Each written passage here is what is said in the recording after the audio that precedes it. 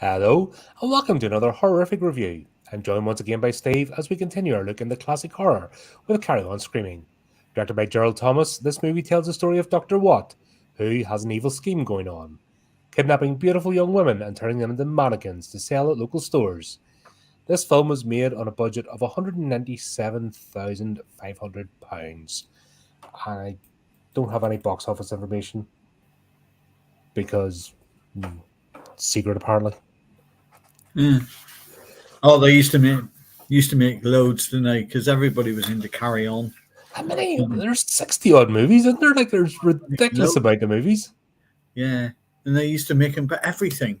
Carry On Cabbie, Carry On Nurse, Carry On Doctor. God, it's one about a lavatory company, wasn't there, or something like that? There's all sorts. Carry on at your convenience. It was called. Yeah, no, and there was so many stars involved. And I mean, this one, some of the stars that were regulars just weren't in this one, like Sidney James and yeah, because it was a regular troupe. You know what I mean? It was an acting troupe, yeah, as opposed to just their films. You know, I think that's what gave it its charm as well, because it was, you recognized actors and you recognized faces. Yeah, and you knew they were going to be in it. And I remember my mum saying, "Oh, there's a Carry On film tonight, Sid James," and the regular ones were Sid James, Kenneth Williams, and Charles Hawtrey, Bernard Bresslaw, wasn't it? Kenneth Williams, the innuendo guy, like he slathers on thick. Yeah. But no, this one, know nothing about this one. Yeah, if you're not British, you probably don't. No.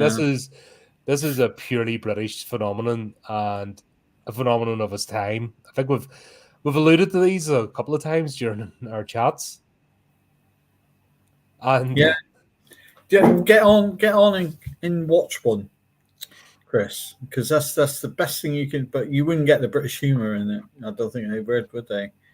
There's a lot, and also here's the thing. There's it's actually the first point to be with this here. With the Carry On movies, there's such a beautiful playfulness with language. Yeah, and that's the charm of it. And unfortunately, Americans don't do innuendo. No, and they just blurt it out, and then they ruin the whole thing. Where the whole point of the gag is with innuendo is you don't say it, and it's all nudge, nudge, wink, wink, and it's how long you can keep it going, and that's the whole fun of it. Where we've in real life, obviously, we've had American friends who have served with Americans, and we'd be sitting bantering away, and one of them, "Are you talking about sex?" That's like, yes, we've been talking about sex for 15 minutes, and we're going to do another 15 minutes, but now you've ruined it, because that was the whole game. It is a game with language and fun, and it's a British thing. Let's be honest. Yeah, the names of the characters are also fun as well. Like if you take this one, Kenneth Williams, he's brought to life by electricity, and his name's Dr. Watt. What? Yeah. W-A-T-T. And with Carry On Up the Khyber, you got Bungatin, and it's just some of the names are just absolutely brilliant. And you just don't get humor like this anymore, do you? I think that's why it hasn't been cancelled, because it would be banned these days. Yeah, but the problem is that you'd have to explain it to the Twitter mob so that they could be offended. But because it's so clever with the language that it just goes over their head, so that's why they're not offended by it. Yeah. But, it's good old fashioned. And the thing is, back in the 70s when it was on, even going into the 80s, really is.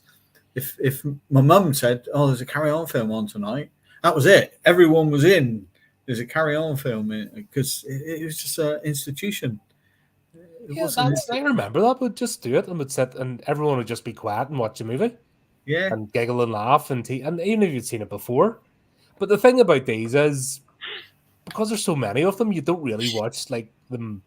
It's not like you watch 3 movies over and over again. Like, you can refresh this. You can watch all 60 odd movies, go back to the start, and keep going. Yeah. No, class there. Yeah. I think we talked about when they tried to bring it back in the 90s. With Julian Curry, and it just did not work. No, I think this Carry On Columbus, it was they tried to be the old style humor, and we were just going into the new era of people's sort of sense of humor was getting slightly different. Comedians like Jim Davison and that were starting to swear in their acts and bring in the adult type of humor where this was slapstick comedy. Yeah, and that when Cinderella came out. Yeah. The stage show that was like everyone got up in arms about. Yeah, I know. Yeah, Charlie Drake, wasn't it? And you look at it now and you think it just wasn't funny. Cinderella and Julian Curry is not a funny person. No, just not a funny person whatsoever. No. Never got even like when he did talk shows and game shows and stuff. He just I don't know what that is. I always called it Channel 4 humor. Yeah, Channel 4 humor was a bit weird. But there's lots of like, the comedians who aren't doing very well because they're on the game shows, aren't they? Like Mock a Week and stuff like that. Yeah. You wouldn't get the likes of the ones who are filling stadiums on Mock a Week, like Michael McIntyre and Kevin Bridges and people like that. You got all the B-listers. Oh God, who was it? Kevin Bridges did this interview. Loose Women. It's like the British version of The View. Yeah. And there's supposed to be a comedian in that gaggle of harpies. She's got like short white hair. Right. And all she did was snipe at him the whole time because he was filling stadiums and she couldn't. Mm-hmm. And I'm not getting invited to this and I'm not getting invited to that. And you're like, you're not funny. You're just crap. And then 2000s humor just died. Yeah, everything stopped being funny. Yeah, this political correctness killed everything really. That was you try and explain something to someone about oh well, we used to say that in the 70s. No, you're not allowed to say that now. Can't say that. And you think, well, it didn't hurt anyone in the 70s. We were discussing who was it I was talking to? My friend Sean. Love that. We were talking about all the old 70s sitcoms and Love Thy Neighbor, and we said you never see that on the sort of repeats like BritBox and things like that. And we said no, because it would now be classed as racist, because one used to call the other Snowy and the other one used to call him I think he even used the word NIG, which I'm not going to say. But they used to give each other, 6 of one, half a dozen of the other. And yet these days it would be banned because it would be classed as racist. But it's what annoys me is this is all American sensibilities that have been shoved over here. Yeah. And it's been embraced with abandon. It's like, why? Why are we taking that? Every time they get a silly idea in their head, it's mainly London twats, and then they farm it out around here, in the media. It's like, what the hell? We're not them. We don't have the same problems as them. We have our own issues. We're not that country. Why are we accepting their sensibilities, and why are we imposing it on ourselves? Because the whole point was, by being able to laugh and have banter, that's how you accepted people. That's the British way. Yeah. If someone's taking the mick out of you, then it means you're being thought fondly of. That's the way it works. Yeah. And a lot of things that the government have brought in, and they've said, oh, you can't do that. If you take Faulty Towers, the BBC tried to ban the Germans episode because they adamant it would upset the Germans. I knew loads of Germans from the university, and they used to laugh at it more than me. And they thought it was hilarious because they realised it was a comedy and it was taking the mick, and and it was BBC are out of touch, aren't they? I despise that organization, and plus they're not good people. They're evil. Yeah. That's why I don't like virtue signaling, because virtue signaling is done by the most nastiest bastards on the planet. Like proper people would have you out in the streets just on a whim because it makes them feel powerful. They would actually destroy your life. It's not done by decent people. No. They're the most disgusting people on the planet, and what they do actually is more harm. Any cause they claim to champion, they do more harm to because they're obnoxious, horrible people. And how do you break down barriers? Well, you get along with folk. Oh yeah. That's the easiest way. Be a decent person, And I'm not talking about morality or any of that kind of nonsense, because that's that's down to the individual. But just be somebody that people can get along with. Job's done. All of a sudden, barriers. You're a human. Barriers are broken, and what these idiots are doing now is the exact opposite. Yeah. But yeah. Oh, Carry On Screaming was. I mean, it's one of my favourite films. I remember seeing it as a kid, and because back when I was a kid, you had all the Frankensteins and the Draculas on Saturday Night Horror, Hammer House of Horror, and stuff like this. And this was just the complete Mickey take of. Well, I mean, it was the Addams Family. It was. It was just even what's her name? The girl, Valeria Watt. Yeah, she looked like the woman out of the Addams Family, didn't she? Yeah, like Morticia. Morticia. Yeah. And even the makeup was done badly in this, and I think it was deliberately done deliberately badly. Yeah, because you look at Dr. Watt, he had this white face where you could tell it was like because it all around the back. It's all around the back. It's red. But I think that was done deliberately. That was part of the joke. Yeah, but Karen, you didn't care. It's just you knew it was a Mickey take in fun, and then you got to question yourself. You know what I'm like for goose. You got to question: were they goose? If you take there's one scene when the two cars are going up towards the toilets, where Charles Hawtrey is there, and they go past. In the background, you can see houses. Well, the houses were clearly made sort of post-war, and this was set in 1916. Yeah, it's supposed to be Edwardian, times. And... and yet the houses were like built after the war, and and you think, yeah, all right, but they didn't care about it, but people used to think, oh, it's a bit of fun, it's slapstick comedy, who's going to care about things like that? Because you didn't. It's not a documentary. If it happened today, if it was a comedy today, and they turned up in those cars, and there'd be uproar. They go, oh, there's continuity in this, and all things like this. It's terrible. They got houses there that are, period, built 50 years after, but you know who would go absolutely mental at this one, and that's the trans activist mob. Yeah, they would go mental at this. Yeah, you can't joke about that. It's like, yeah, you can. Yeah.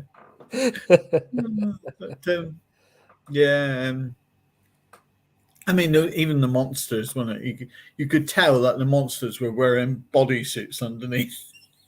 I thought they were well done. I thought the makeup and that was actually well done for those two. Those blue overalls. Odd Job and he had shoulder pads. I thought there was a pillow shoved in at one point. It was just funny. But saying that, for its time, it was at 1966, wasn't it? Yeah, 1966. The special effects, especially when the monster grew from the finger in the electric thing, you think for its time that wasn't bad, really. Was even it? The sets, if you think of the sets, and into the dungeon, the chamber, and everything that was involved, like there's quite a bit there. Yeah. Frying tonight? Don't say it. Frying tonight. Yeah. But, I think Steven's background This is where showing everyone who wears the pants. Should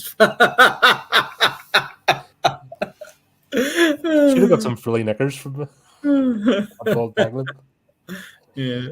But we'll have the initial. Basically, this is the Watt family, and they're up to shenanigans.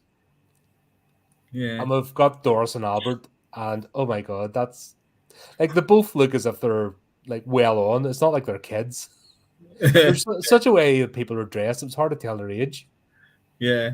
I know. Yeah, that was the thing. Like the 50s and the 60s, it was like you looked middle aged. Like as soon as you became an adult, you got dressed up in a certain way that you just looked middle aged for the rest of your life. Yeah. Yeah, they do. But there's all sorts of levels. Like he's courting her, and the jokes about, well, you're not letting me. If something doesn't happen, something's going to happen. Sort of, all that kind of stuff, and getting frustrated and like, that's like that would go well over everybody's head today. It was funny, wasn't it? She got taken by the monster, didn't she? And he come back and on the case of, oh my god, I'm going to look for her. It was, oh look, there's a finger on the floor. I'll go to the police station. Oh, she's gone. Well, the plot needed to happen. Let's be honest. It's not. But no, I mean Jim Dale was just perfect for that part. Always that sort of character he played, didn't he, Jim Dale? Yeah, that was always, I mean, it's always in. But no, he was perfect for that role. But she's screaming, "There's someone in the bushes! There's someone in the bushes!" Yeah, so in the park and they're courting, and he's trying to get frisky, and she's having none of it. And this whole like conversations happening, and it's all innuendo. That's what I mean. That would have to be explained to people. That's the problem today. Yeah, they just wouldn't get it. The kids of today just wouldn't. They'd sit there going, "What's funny about this?" Well, the culture is different as well. What I mean? People don't court anymore. It's just the hook up and that's it. And go down to town, pick up on the Saturday night, and I always used to call it the Saturday night scramble. Yeah, especially like Northern Ireland was such a 9 to 5 city, and just everyone went out on Saturday night, and that was it. And they all waited to like 12 o'clock before. It was so ritualistic and boring and formulaic. It was just no. I just never got with it. Like, you've ever met her? Is ever, oh, shall we leave early? No, we'll have to wait until the end in case we miss someone. Like, miss what? Well, what are you going to miss? It was all. But I laughed in this film, and I was the slow bottom, Peter Butterworth. Every time something grim comes out, he faints. The monster comes up to him and he's there talking to it as if he's like, someone that he wants to talk to, and then suddenly he realizes what it was and he goes, oh. But the whole plot of this even is so the Watts send out Oddbod, their pet monster, to pick up, basically kidnap women so they can turn them into mannequins and sell the mannequins to shops. Yeah. And when you think of, when you look at all the effects and stuff, like, that's what's the bloody story, mannequin? Just daft. It is. It's funny, but it's daft. You just when it's not the sort of story you get these days, isn't it? But not even comedy. Like it's just that was the whole thing. That's what a parody is. It's just taking the mick, and it's like, but we watch the Amicus films and look at the porcelain statues they use there. Yeah, trying to be serious, and it just looks ridiculous. The Wicker Tree, that was daft. Yeah, when they use, so they were just taking the mick of that, using the mannequins, as if they're people. Yeah. But how much were they going for? Because if you think of all the electricity and the chemicals and the bother they had to go through to transform. Yeah, because it was wax, wasn't it? They were like a wax bath. They were putting them in, sort of thing, wasn't it? And, there had to be some nice mannequins, paying a pretty penny because the process. Do you know the old fool's gold thing or the alchemist, where it is actually possible to transform lead into gold, but the process costs more than what the gold you get. Yeah, So it costs more to make the gold yeah, than the resale value, so it's not worth doing. And this is a case of like, why would you do that? But yeah. once again, you're meant to just go, this is stupid, and just laugh at it. And the way they were carried as well, you think it would be dead body weight. So what would the girl be, about 9-10 stone, wouldn't she? Mm-hmm. And the crate, and they were like picking it up as it was Just a plank of wood sort of thing. But yeah, mannequins. to me, this feels like pantomime. Yeah, Like this would be far off and on a stage. yeah. You could probably get away with doing a panto of this, um, sort of same sort of thing. But, yeah, Doctor Watt. He's. I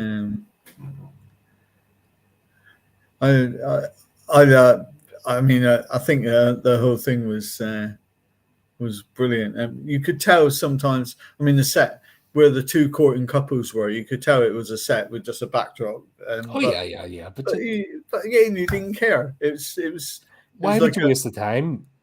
going outside and Yeah, setting up outside. Yeah, that's what I'm saying. It felt like pantomime. It's a stage show. That's the way it's presented, yeah, and it's just a bit of goofy fun. So you're not looking for blood and guts and effects. You're just meant to have a giggle. And the whole point of the Carry On films is the sexual innuendo.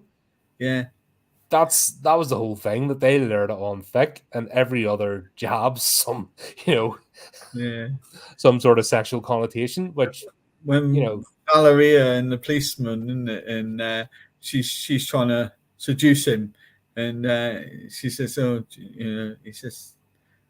She says, "Do you mind if I have a smoke?" And suddenly her whole body smokes, doesn't it? yeah, Oh, it's brilliant. that's one thing, you can't keep up with it. There's that much. It's actually fast paced comedy, Yeah, and that's why I said the cleverness of language, because just line after line after line delivered, and it's Bernard just Bernard Bresslaw, when he answers the door to the police officers and they say, "Can we speak to Mr. Watt?" Oh, he's or the dead. master of the house can speak. Yeah, he's dead, Yeah, he's dead. but he might want I'll just go and wake him. to. But he still might want to see you, and then And then yeah, the two sort of coppers look at each other. Gonna wake him. Slow bottom is his normal thinking. Oh my god, there's something wrong here. I'm gonna faint again. But yeah. And again, he always used to play that bit. Peter Butterworth. If you notice in films, he always played that type of character, the sort of bumbling idiot type of thing. Because in Carry On Camping, he was the one who was charging them to go in the campsite, and he'd be like bumbling about it and saying, "Oh yeah, it's £1 to camp, yeah, £1 for the showers, £1 for the electric," sort of thing, And yeah, he was more or less in the Carry On films. He'd be typecast now, but that was the whole point. That was his part. That was if they had the casting and they said, "Oh, Peter Butterworth's in this film," they'd know who to cast to that sort of part because he was brilliant at it. But yeah, But nobody cared, because that's what you're expecting. Like if Sid James didn't act like Sid James, then you'd be annoyed. Because that was the whole. It was like watching a family. yeah, And there's a whole. Even though it was crude, for the time. yeah. There's still a sense of family about it, and togetherness, Yeah. and I think that's what brought people to it. Yeah, And you got I like the scene in the toilet as well. When they went to find out Charles Autry, wasn't it? And they didn't want to say anything, so they all stood there and we'd like to wash our hands, sort of thing. And Charles Autry knew what they were there for, and there they were, sort of undercover. But the funny thing about that was they arrived in their car Dr. Watt and Valeria and the monster, they says, let's follow them and see where they're going. And they're literally tailgating them all the way. Yeah, like down the street. Like they drive down the street and it's just... And they park literally right beside them, right behind them. And but you're not meant to take it seriously. You know what I mean? That's what I mean. It's just the ridiculousness of it. That is funny to me because... once again, it's deliberate. You're not meant to... It's not meant to be a car chase or being sneaky. It's the... Ha, ha, ha, it's a... Wah, ha, ha, ha, ha, ha, ha. Yeah. That type of stuff. That's the beauty of these movies. Yeah. But Dan, like, he was camping in a row of tents. Oh God, Dan, the gardening man. Yeah. How many? Like he is like an automatic fire for innuendos. Like, yeah, he's just there, and he's. But why not? They used to get him with innuendos in most of the Carry On films. So that was his character. That was again characters. They. Ew. The good thing about it is you'd know if like Charles Hawtrey was in a Carry On film, you'd know he'd play that character. Same like I said with Peter Butterworth, you'd know he'd play that. Sid James was always that laugh that he used to do. You'd expect that laugh, and you'd expect him to play the sort of Jack the Lad type of comedy, yeah. Of course, we had John Pertwee was in this one again. He was the doctor that got mangled up behind after the finger grew into him. The birth of Junior. That was actually quite a surprise. In terms of plot, like that was an extra level they went to that didn't really need to for this, but they really put an effort in. Yeah, but if you notice, they've done it in a funny way because you saw his like foot twisted around the wrong way in his body.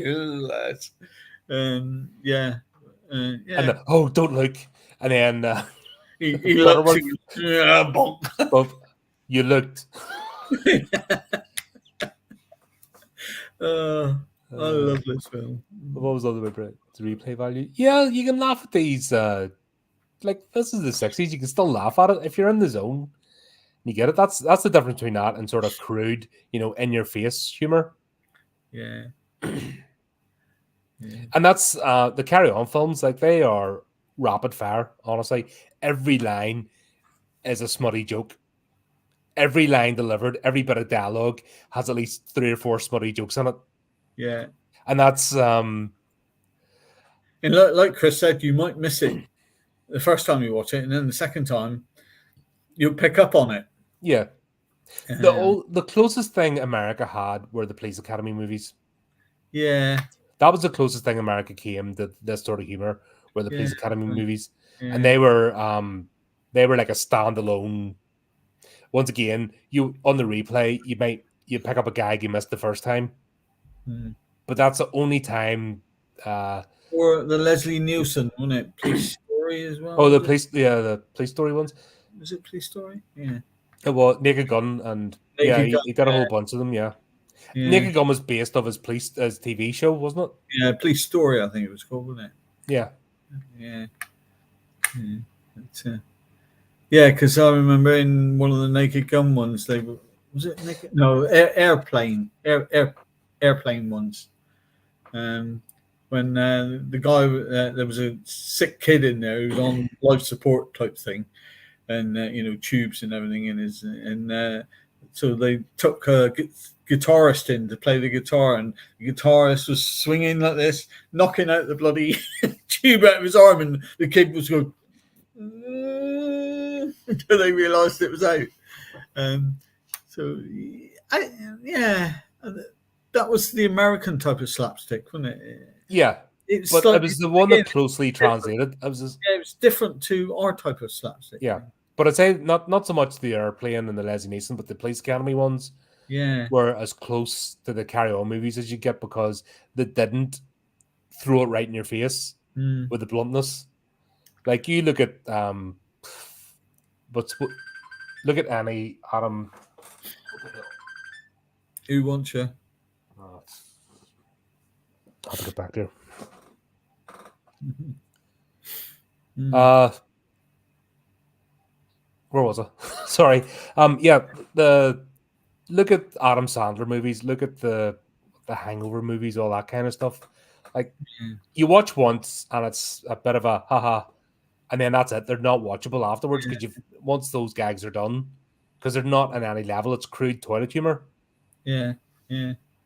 I don't like Adam Sandler at all. Well, No, that's I mean, none of I'm that's sure bad. he's a pretty nice guy, but his films are just terrible. Yeah, but that's that's that whole bunch of that type of comedy, which I Yeah. don't get.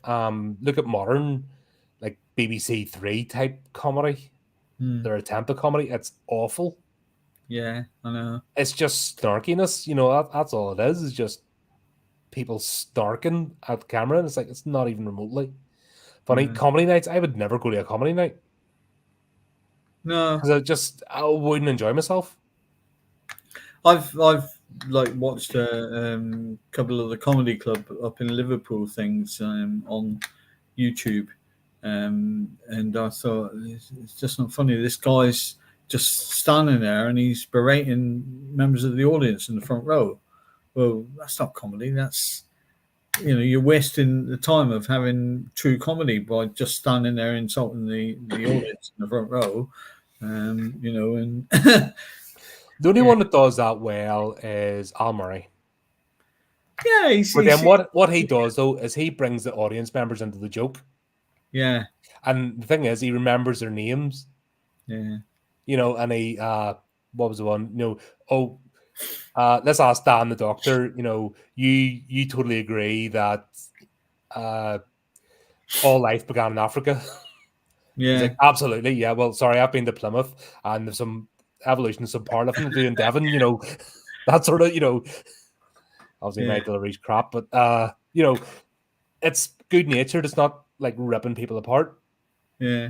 And it's bringing them into the joke and remembering their names, but most of it I just no interest in. But while this has got a smutty element to it, there's a good natured banter about it. It's not crude. No, it's not. It's fun humor, and the joke could mean something different to whoever's thinking about it. Really, it might be, if you get like back in the 70s when you had old Mary Whitehouse who used to complain about everything. To her it would be smut, whereas to me it was hilarious. To you, it was probably hilarious, and you felt. Yeah. Even younger it comes back to the old thing. If you don't like it, I mean, especially these days, there's thousands of other channels. Bloody switch channel. But today it's not about liking or not liking. It's about power, and it's about being able to. I took this down. I complained, and I got it stopped because I'm all powerful. Yeah. And that it's not about whether somebody's offended or not. It's just we live in strange times and absolute miserable people, because that's all they are. They're just miserable. This just reminds me back to a time where people laughed and people sat together and laughed, where people don't do that now. People sit, little isolated bubbles, and they don't interact apart from snarking online, and they don't even talk. It's just... I thought the dialogue between what was he called, the detective, R.H. Corbett. What did he play? Detective Bung. Bung, yeah, and his wife, Emily. Wouldn't you have wanted to turn her into a wax dummy anyway? Well, I knew she wasn't getting turned back. Yeah, I know. But the whole thing of oh God, yeah, one of those voices you just wanted to, but he reacted, didn't he, with it, with these innuendos and everything. I thought that between them, the dialogue and the fun was just brilliant. And R.H. Corbett, I mean, he came from the old Steptoe element, didn't he? And was Steptoe done after or before this film? Was Steptoe not a 70s thing? I can't remember. Because there was some black and white episodes. Yeah. That's But some of the early Carry Ons were in black and white. Didn't Carry On movie start off in black and white and then went into colour? I think it might have been some 60s. Let's have a look. Septo and Son. It's funny because that was the time everything sort of transferred over, and then you got Technicolor, which meant use every colour possible on screen. Yeah. Steptoe and Son. Let's have a look. Series was broadcast by the BBC in black and white from 62 to 65. And then the second series, second run, was done 70 to 74 in colour. So it was 62 to 65 was black and white. So he obviously had a good run on that. And they thought, we'll bring him over to the Carry-Ons. And I thought just the banter between him and the wife was brilliant. And again, you talk about characterizations. That Joan Sims, she always played that characterization. Matron. She was always matron, wasn't she? Yeah. Ew, matron. Yeah. And, there's it's just like Joan Sims was. It just Bernard Breslow. He sometimes played Sid James's sort of sidekick, but he was perfect as the. You never knew if the butler was dead as well, did you? Because he was all white and everything. But he was perfect in that. And in Carry On Up the Carberry, he played Bunga Din.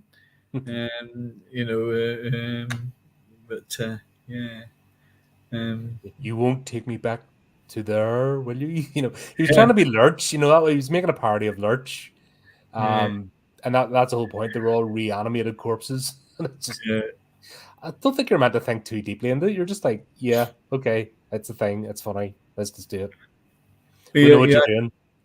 Yeah, the punchline, didn't you? The second monster that was born didn't know how to use a door.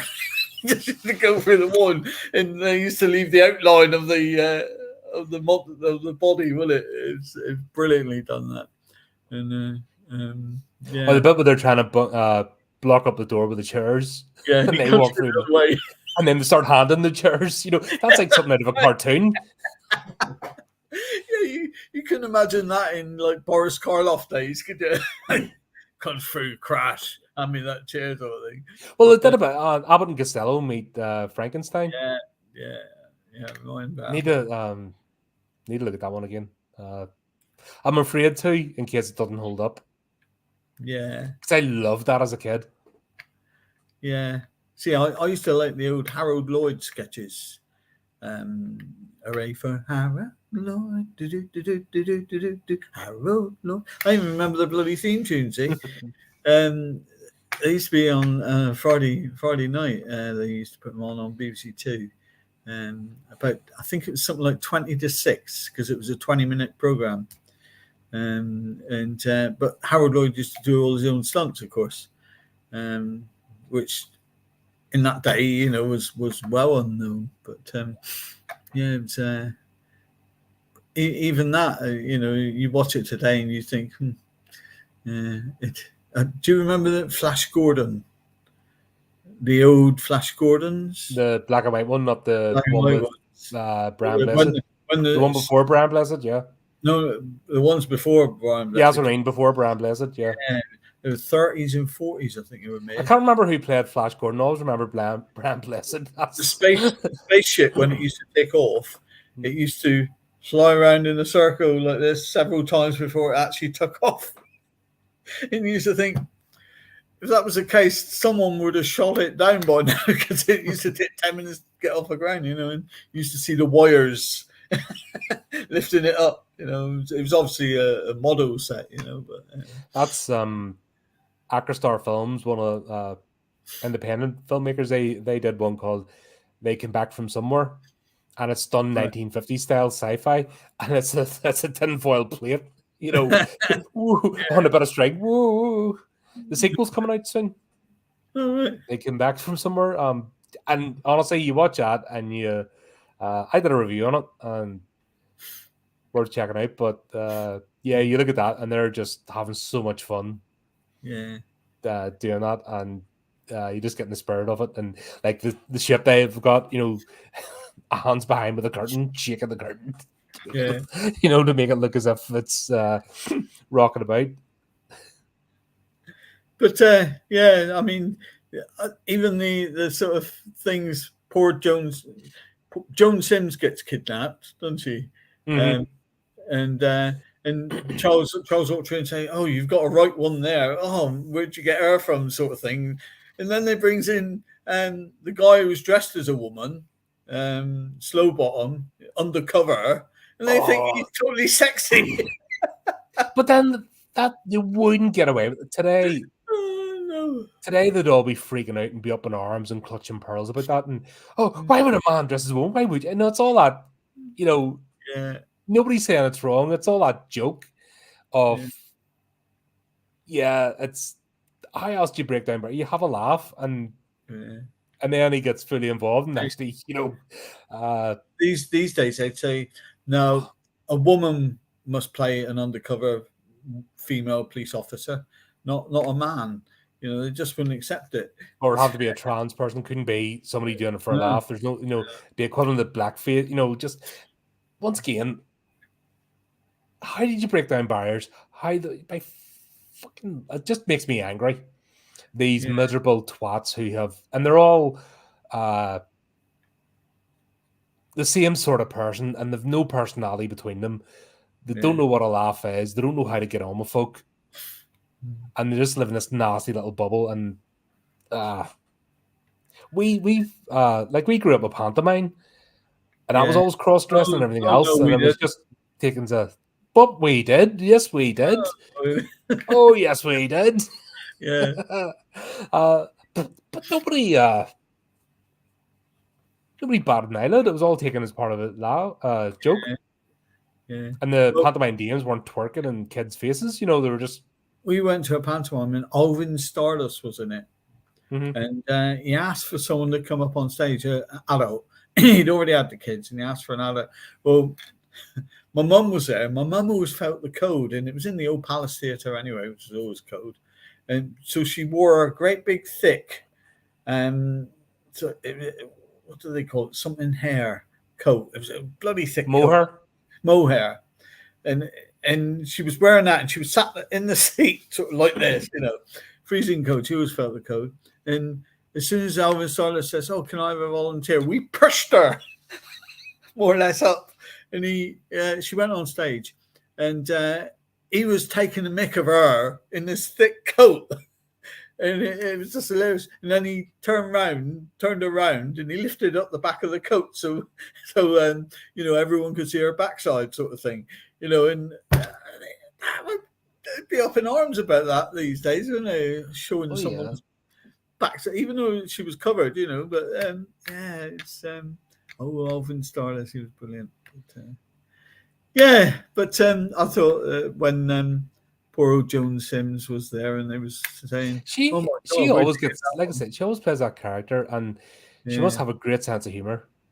Yeah, because you have to be confident in yourself. Yeah, to take that sort of abuse. You know what I mean? I know it's directed at her character, but when she always plays that type of character, it just kind of shows like modern actresses couldn't do that today because they're so ego driven and so worried about how they look. Yeah, they'd stand there and say, no, I'm not doing that. I'm not saying that. But when he had the old telephone, didn't he? Sort of first detected to everyone, and she ripped it off the wall, but she forgot to disconnect it. And but these were today that would be I would take 20 minutes to set up, as in the gag, and it'd be overdone. Where that was a gag just set up, and it was just boom, done. It was over, and then you're on to the next one, and you're on the next. It's all quick fire, and think of the writing, the writing capability to do that every one of these movies. Yeah, it must have been double the amount. It's because John Cleese said about it in the making of Fawlty Towers. He said the average number of pages for a sitcom, say, was 30 pages. Say, just he says with Fawlty Towers, it was that fast paced. There had to be 60 pages. He says it was twice the amount of script pages because it was so fast paced. Yeah, so I imagine this and this will be similar. Yeah, the Carry On films would have been, that sort of thing because of all the jokes and the innuendos and the banter between the characters and the plot as well, because they're carrying the plot along of this story. Thrown out in between. It was just boom, boom, boom, boom, boom, and you can't turn away because if you do, you miss something. Yeah, and it's just a different time, and I do miss it. I miss that because there is an innocence about it. Because there's no harm, nobody's saying you're hated because of this or what or the other. It was all let's have a laugh about everything, and everything was on the table. Nobody got away with it. And in fact, people would be annoyed if they were left out. Why aren't you making jokes about me? Am I not good enough? It was like back in the old days, spitting image. If somebody didn't get a spitting image puppet made off them, they'll wonder what was wrong. That's right. It's like the old Columbo films. They had a waiting list of people who wanted to be stars in it, killers and everything, because it was so popular. And it's like a badge of honor, Yeah. I was in Columbo, and you see some of the stars that were in Columbo as killers. It was quite fun. But, the like I said, the funny goose. I mean, you just can't knock it because really everything was a goof in these Carry On films. I mean, you had the houses that were built after the war, but this was supposed to be set in sort of the 1900s sort of thing. TV aerials. You had some houses with TV aerials on. You had in the credits, I don't know if you noticed it, but they put MCMX and all that for the year, don't they? Yeah. I never paid attention. I just they didn't put 1966. They put 1916. So whether it's meant as a funny, if you I would say it was a joke. Yeah, it's one of those. It was in 1916. So that's why I said the year it was set in 1916. But I was surprised that as well some of the main characters, how fast they died in it. Charles Autry, he was in it all for 5 minutes, wasn't it? Before they, John Pertwee, he was the doctor. He was in it all of 5 minutes as well. Before they killed him off, it's just brilliantly done, brilliant film. But that's that was it. They weren't hanging about. It was like, and this was 90 minutes back to and it's you didn't feel like you were. Right now they'd be like 2 hours long or something, or 2.5 hours, and just dragged out, and you'd be like, "Will this ever end?" No, just short, sharp, to the point, and it was all designed for one reason. It was just to have a laugh. I missed it. What I mean? I missed that aspect. I wish we could bring that aspect back. Yeah. Of just having a laugh with each other. Yeah. I think it's gone now. What I mean? It's one of those things that's gone. I always put it down to one thing. Years and years ago, we used to be called Great Britain. We were always Great Britain. Now we're just Britain. And I often, when do we lose the great? It's because we're no longer great here. No, because we're a little bunch of middle class idiots who feel guilty because they haven't earned anything in their life. Yeah. And because they're feeling bad about it, they want us to feel bad too. And it's like, nah. And once again, it's an American idea that's come over because, of course, it's London. There's the UK and there's London. They're two separate entities. and the two entities have never got along. Yeah. But the end bit, wasn't it, where Joan Sims' character, what was her name? Emily Bunn. Emily Bunn, yeah. Was made into one of the wax mannequins, and was it Detective Bunn kept her in the house as a because he didn't have electric, he had gas. Yeah. And then which is hard to imagine. You know what I mean? That's another thing. That's a thing of his time, because that wasn't. People don't remember coal fires and No. Valeria moved in with him. Gaslit, yeah. Oh, that's brilliant. And then she winks at the end. Yeah, that's right. Yeah. That's a short one, but yeah, fun to go back and it's something that you need to watch if you're feeling that little bit down. Just get and watch this film and think how well crafted. It's well crafted, but how silly and daft it is. But you have to be clever to do that. You laugh at it. You laugh at it all the time. And no matter how many times I've seen it loads of times, and I still laugh at it. It was Cole's first time of watching it, and he was laughing. And for him to laugh at a film that I watch is. But it's clever. That's the thing. Yeah. It's you can't underestimate you have to be a really clever writer. You have to be clever with language, and that's gone now. Yeah. Everything is in text speak, and I mean, even the way people talk to each other is in text speak. That's why this is. It's a time of his era, and unfortunately, it's gone now. I don't think we'll ever get that sort of humor back. Did you see when Jim Dale, what was his character called again? Albert Potter. When he turned in, he drank the lotion, didn't he? And he turned into a Dr. Jekyll, Mr. Hyde. Yeah, it's almost Dr. Jekyll. And he was fighting the two monsters. Did you see them? What about the one? They turned into stiff, model type things. Yeah, made out of cardboard or something. Yeah. And he threw one out the window, didn't he? And it was just you could see that they were, but it was funny. But I don't think you were meant. Once the again, funny bit it was meant to be like you knew it was. It wasn't a real human being. You knew it was a cardboard cutout sort of thing. But that was part of the ridiculousness of it. Yeah. And when the other one, Detective Bung, done it. I mean, would you really drink a drink that's blue in colour and was smoking at the top? People doing cocktail bars now. That's the thing. But then again, don't forget they're going. 7 people have went missing in the park. Do you think there might be a pattern? In the exact same spot every, 7 people over the last year. Yeah. Do you think there might be a pattern? You're like, yeah, it's just having, it's ridiculous, and that's the point of it.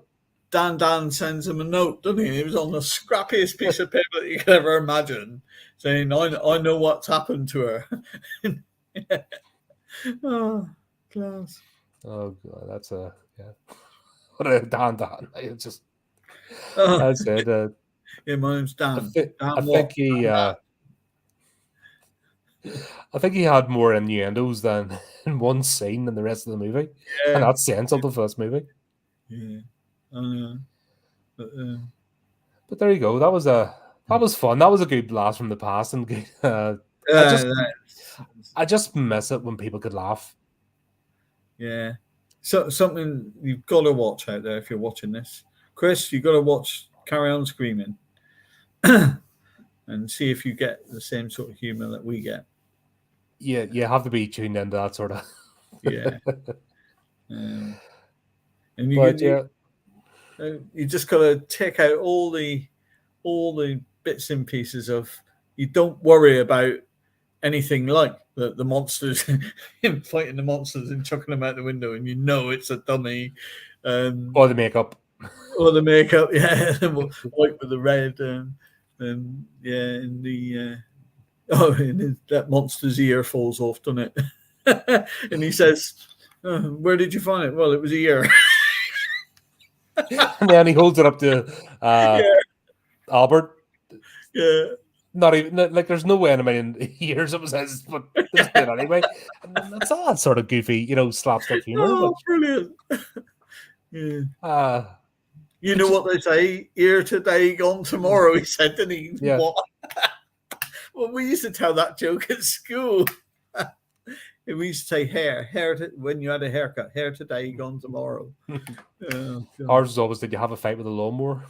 Yeah, yeah. It looks like it won. I'm due. I'm getting that point. I'm due an old buzz.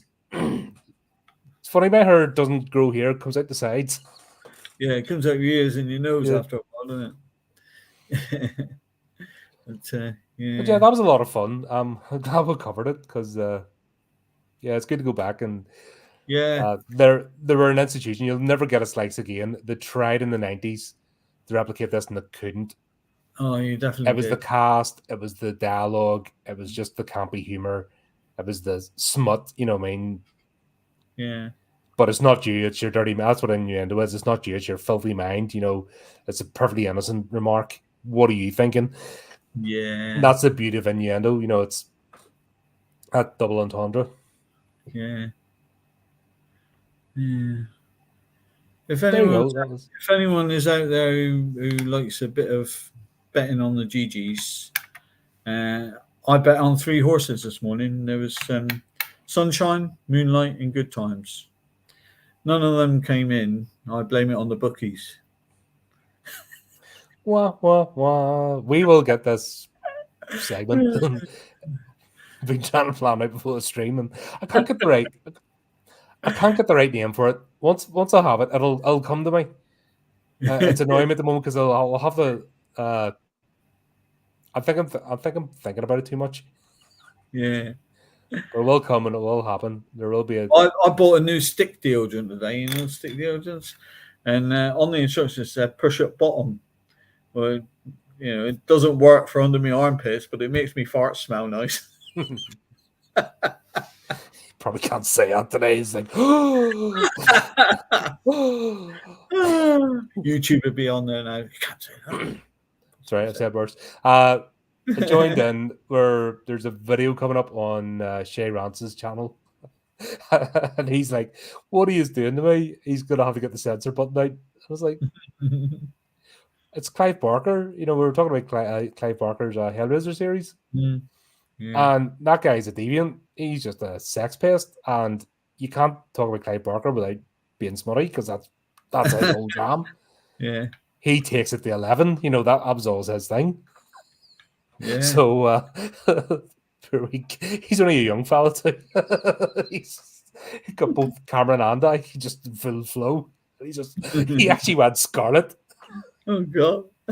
He actually started blushing. Like, what's wrong? Then we find out he hasn't read Clive Barker books, so he doesn't get it. It's like, yeah, you need to read one of his books. You'll then you'll understand. Yeah. Yeah. But there you go. That was fun. Give it a watch. Give it a watch. Try it out. It's good to go back sometimes. Some things hold up. Carry On films will always hold up. There's a lot of comedy doesn't. Like, even the 80s, 90s, 2000s, just comedy died. Sense of humor's died. The millennium, I don't know what happened. It was maybe that was what was it called? The millennium virus? It didn't kill all computers, it killed all humor. Oh yeah. Because they were there saying it was going to blast all computers, isn't it? And everything die because they've only done up to 1999 or something. But humor that went instead. It was humor that went, just died. Yeah. Well, there you go. That was fun. Thanks as always, Steve. We will be back for something. And I think a few weeks we're going to plan for something. Yeah. Oh, we're going through Hammer Horror, aren't we? That's the plan. Yep. Yeah. And we'll throw a few other ones in as well. And all you have to do, just keep up to date with the channel. Do the typey clicky things. Until next time, keep it creepy. Keep it horrific. Bye. Bye.